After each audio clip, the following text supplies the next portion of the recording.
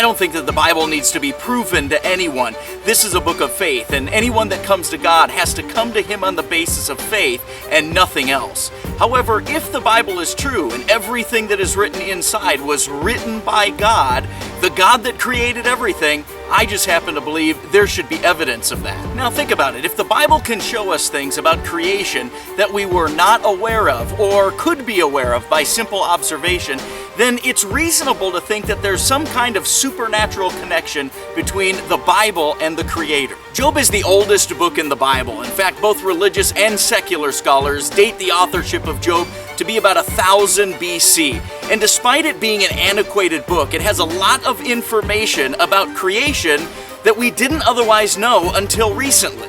Take, for instance, Job 25:5, where it says, "The moon doesn't shine," meaning it has no light of its own. Well, up until the 17th century, science and scholars believed that the moon had light of its own, that it shined like the sun and the stars. And it wasn't until 1609 that Galileo discovered the moon doesn't shine. It has no light of its own. It simply reflects the light of the sun. So the Bible had it right 2,500 years before science and scholars did. Or what about Job 38:24, that God talks about the light being parted or divided up? Well, more than 2,600 years later, Isaac Newton discovered for the first time that light can be parted into 7 different colors when he invented the glass prism.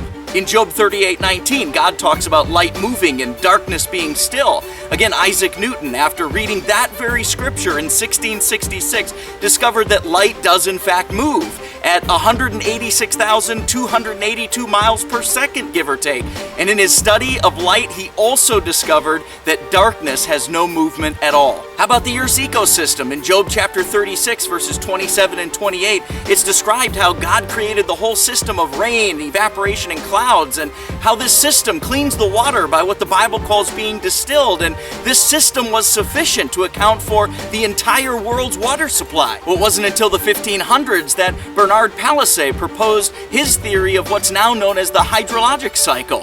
And later in the 1600s, it was proven by scientist Pierre Perrault. Before Palissy and Perrault, much of the science community believed that water was created deep within the earth.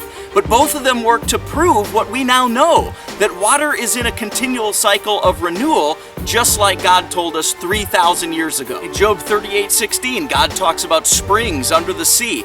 How did the writers of Job know what was under the sea? It wasn't until the late 1800s that we could even be underwater for more than a couple minutes, and oceanography wasn't established until the 1940s with the invention of sonar. Or what about Job 38:35, when God talks about flashes of light speaking audibly over long distances? Sounds crazy, right? But in 1880, Alexander Graham Bell discovered that you can transmit voice signals on a beam of light. We call it fiber optics today. Now look, we have literally looked at 3 chapters in one book of the Bible and uncovered scientific discoveries that took mankind 3,000 years to find out, when God clearly told us that these things were going on, going all the way back to the oldest book in the Bible. Now maybe you don't believe the Bible, and maybe you don't even believe in God. Then how do you explain that the writers of the Bible knew things about science that wouldn't be discovered for another 2,500 years?